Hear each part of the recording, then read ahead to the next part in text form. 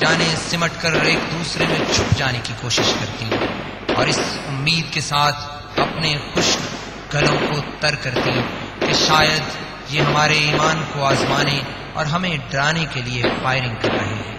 وہ اس بات سے قطعاً بے خبر تھی کہ دنیا کے درندے ان کے پاک خون سے اپنی پیاس بجھانے کے لیے بےتاب ہو چکے ہیں۔ پھر جب وقت نے تیور بدلے تو گولیوں کی بوچھاڑ میں وہ بھی خون میں نہا گئیں۔ قوم کی معصوم بیٹیوں کے لاشیں کعبے کی بیٹی کے دامن میں گرے، تڑپے اور بے بسی سے اچھل اچھل کر ساکت ہو گئے۔ ان کے جسموں کے لوتھڑے مسجد کی دیوار پر قرآنی آیات کی طرح سج گئے اور ان کی مقدس روحیں پاک جسموں سے بلند ہوئیں تو پوری قوم کے سامنے لاکھوں سوالیہ نشان چھوڑ گئیں۔ آخر پاک وطن کی فوج کو سرحدوں سے لے کر دارالحکومت تک اپنی ماؤں، بہنوں، بیٹیوں اور بھائیوں کا خون بہانے کے لیے کون استعمال کر رہا ہے؟ اگر یہ ہمارے ہی ملک کی فوج ہے تو یہ درس اس کو کس نے دیا ہے؟ یہ کون ہیں جنہوں نے مسجد کے سپیکروں سے گونجنے والی آذان کو سسکیوں میں بدل دیا؟ ہماری ساتھی، ہماری دوستیں، ہماری چھوٹی بہنیں، بڑی بہنیں وہ کہاں ہیں؟ جب میں مدرسے سے باہر نکلی تو اس وقت مدرسے کے اندر ہماری 100 بہنوں کی لاشیں تھیں۔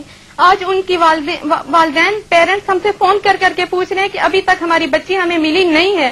ہمارے تقریباً 95 کے قریب ہمارے بھائی تھے اور ہم نے خود ان کی کاؤنٹنگ کی تھی، خود ان لاشوں کو ہم نے گنا تھا۔ اور آپ یقین کریں کہ جب ہم لوگ نکلے تو یہ ہمارے ہاتھ آپ دیکھ رہے ہیں، یہ خون سے رنگین تھے۔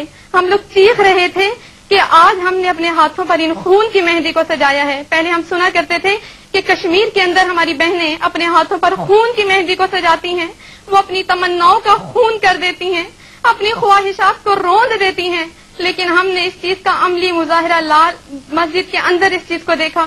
تو جب میں باہر نکلی میرے کپڑے خون سے رنگین تھے، میرے ہاتھ اپنے بھائیوں کی لاشیں اٹھا کے، اپنی بہنوں کی لاشیں اٹھا کے میرے ہاتھ جو تھے وہ خون سے رنگین ہوئے تھے۔ کیا ہم اس قوم کی بیٹیاں نہیں ہیں؟ اگر ہم اس قوم کی بیٹیاں ہیں تو آج لال مسجد ہمارے ہی خون سے کیوں رنگ دی گئی؟ کیا صرف اس لیے کہ ہم نے اللہ کے رسول کی تعلیمات پر عمل کرنے کی بات کی ہے؟ کیا ہم ان لاکھوں بیٹیوں جیسی نہیں جن کی مائیں انہیں سہاگ کا سرخ جوڑا پہنا کر رخصت کرتی ہیں؟ کیا ہمارا سہاگ یہی تھا کہ ہمیں اپنے ہی خون میں نہلا دیا جاتا؟ آخر ہمیں کیوں مارا گیا؟ کیا ہمارا کوئی وارث نہیں؟ کیا ہمارا کوئی بھائی یا باپ نہیں؟ چلو ہمارا کوئی بھائی یا وارث ہمیں نہیں بچا سکا اور ہمیں مارنا ہی تھا تو کم از کم ہماری لاشیں تو ہمارے ورثاء کے حوالے کر دی جاتی، ہمارے جنازے تو قاتلوں کی بجائے ہمارے اپنے پڑھ لیتے۔ چلو سرخ جوڑا نہ سہی، سفید کفن تو دے دیے ہوتے، قبر کے لیے 2 گز زمین تو دے دیتے، مگر ہماری لاشوں کو اس طرح نالوں میں، اس طرح تو جانور بھی اپنے بچوں کے ساتھ نہیں کرتے۔ کیا ہماری لاشوں کو اجتماعی قبروں میں دفن کرنے، نالوں اور ویران جگہوں پر پھینکنے اور مسجد کی دیواروں سے خون کے دھبے دھو دینے سے ہمارا خون چھپ جائے گا؟ ہرگز نہیں۔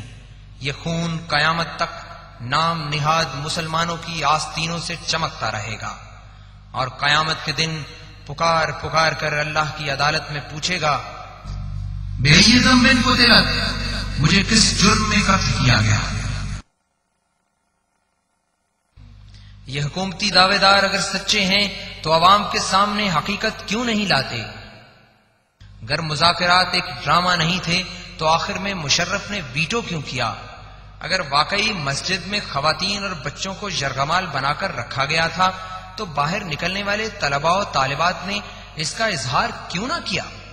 اگر میڈیا کو طلباء کے ہاتھوں میں ڈنڈے دکھانے کی اجازت دی گئی تھی تو پھر ان کی جلی ہوئی لاشیں دکھانے کی اجازت کیوں نہ دی گئی؟ وہاں پہ لاشیں پڑی ہوئی تھی، وہاں پہ جب خون پڑا ہوا تھا تو ایک دم جرنلسٹ کو لے جاتے تو ایک گھنونا اور وہ ایک بڑا ہاربل جیسا سین ہوتا، کیونکہ لاشیں پڑی ہوئی تھی ساری۔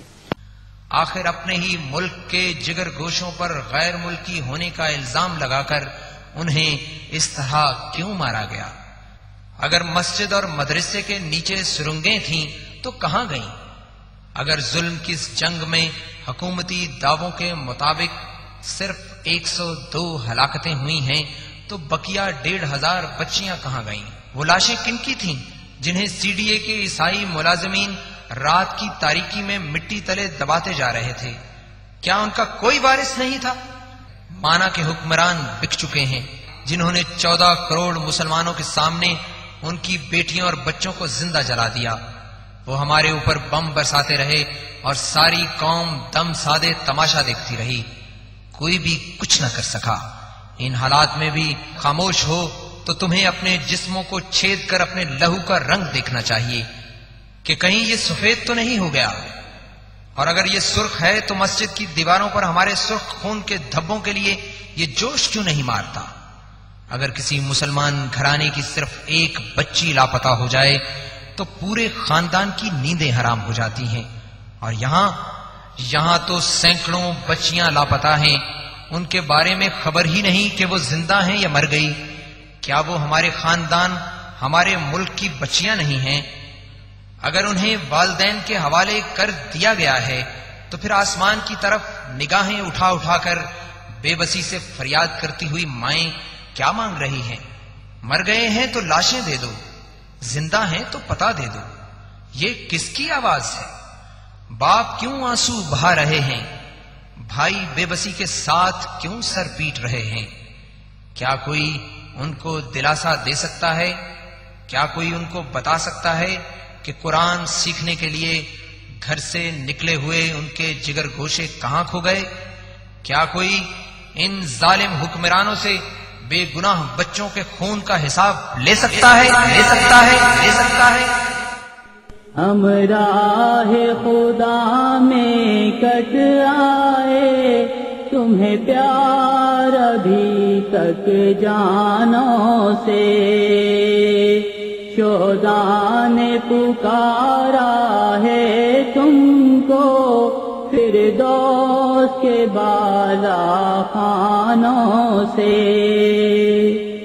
ہم راہ خدا میں کٹ آئے، تمہیں پیار ابھی تک جانوں سے، شہداء نے پکارا ہے تم کو، فردوس کے بالا خانوں سے۔